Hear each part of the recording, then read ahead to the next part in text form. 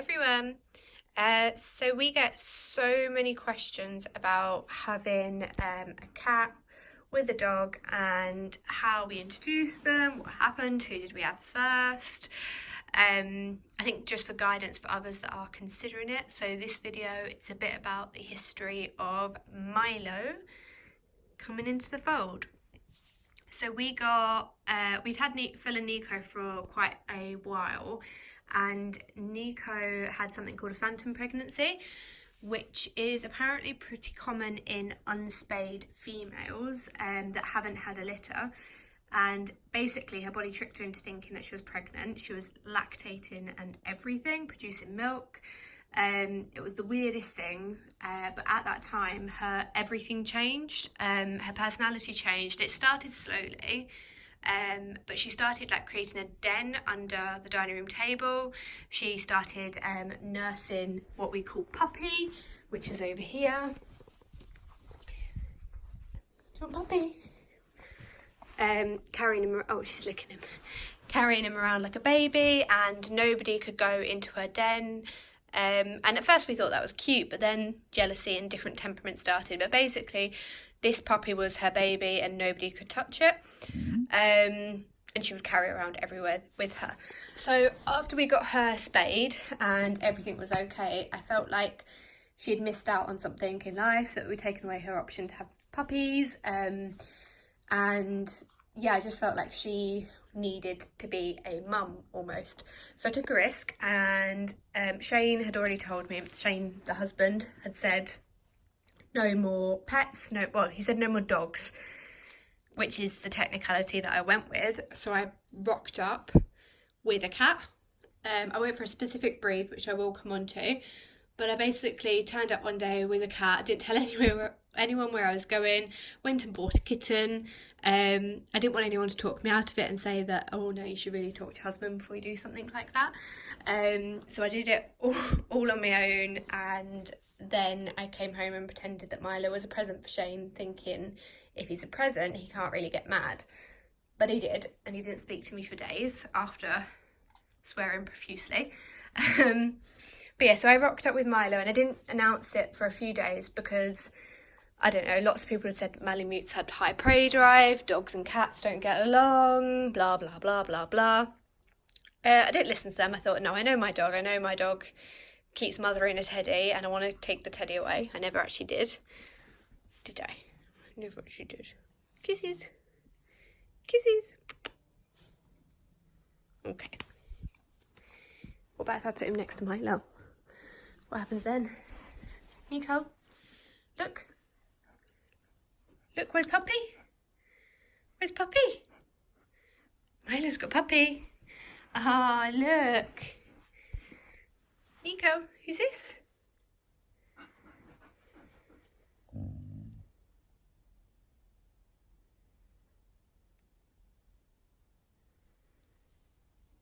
Nico.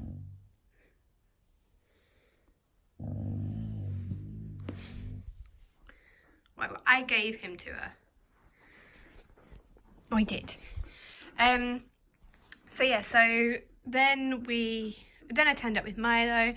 Nico bonded with Milo pretty much straight away, although we were like super cautious. I was very cautious.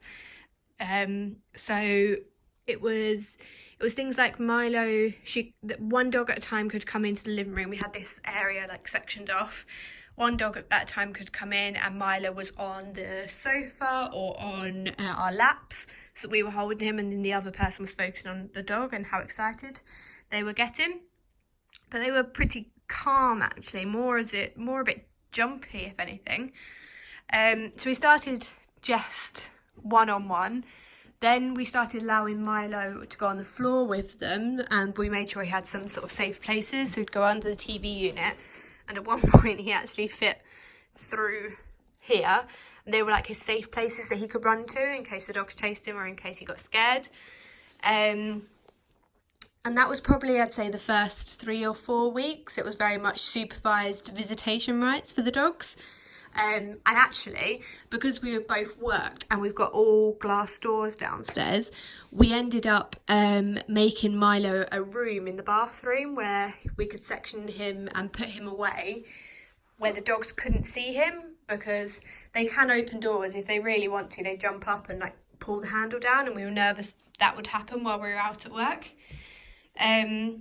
So we used to live in the bathroom while we were working, and then we slowly phased it out. So I'd say we're on about 6 weeks of having Milo, when we would I would go upstairs and do laundry, leave Milo down here unattended with the dogs, and then from that, knowing that nothing had happened, I would then go pop to the shops, maybe be gone for like an hour, and then it just slowly built up trust with the guys. Nothing ever actually happened, but I don't know, I never wanted to have that risk, and I got really attached to Milo at this point, and you just never know your dog, I guess, to a certain extent. So yeah, it took a long time to build up trust. I'd say it took a good 3 months in total before I felt comfortable going to work and leaving them loose in the house to do what they want. And they'd already developed a bond at this point. They were already doing the playful wars and all the videos that you've seen in the past. But I wanted to make sure that I was always there to stop something if it did go wrong.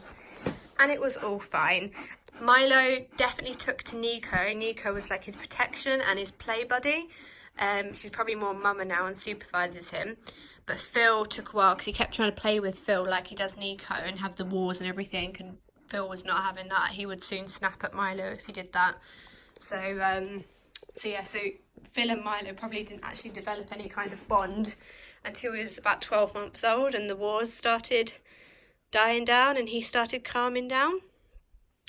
Where is Phil? As I'm talking. Philly Bear! Phil's got a thing about the kitchen floor because it's cold and the heating's on because it's winter in the UK. So he sits out here on the freezing cold floor where there's a draft. Come on, Phil. Come on. Can I tempt you in?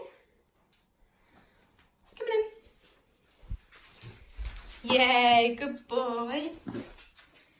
Come on in with the family. Good boy. You gonna sit down? Will you sit down for me while I finish my story? No? Are you not gonna sit? I'm sitting. So that was the story of them. The only other thing I would say is I specifically wanted to get a certain type of cat.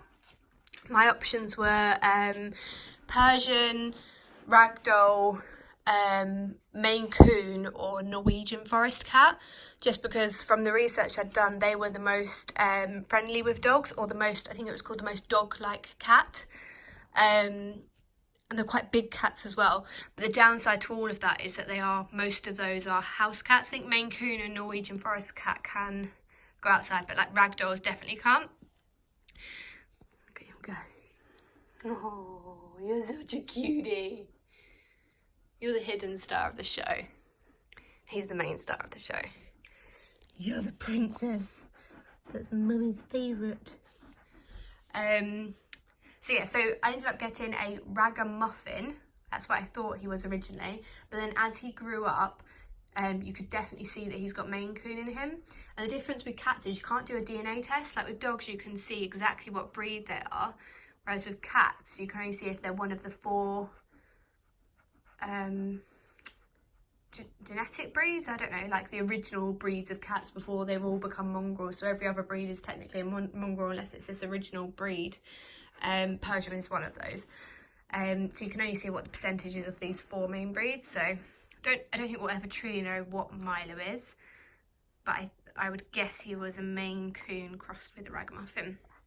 But yeah, breed of cat is important because the kitten taken to the dog I think is more important than the dogs. You can train dogs easier than you can train a cat. So yeah, I definitely think the breed played a part in their bond. But now they're a family, and I would actually say that Milo is probably the boss of them all. / Nico when mama instincts kick in. Oh, did you just copy? Oh, what was that?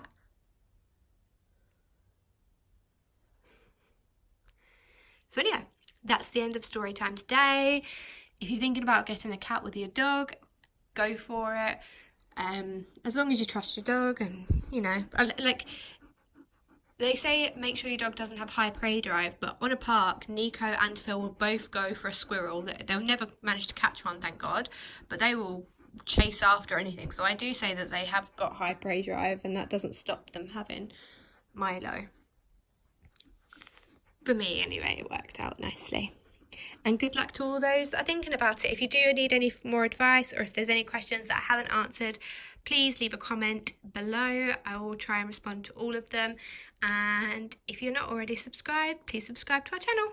Thank you so much for watching. Bye everyone.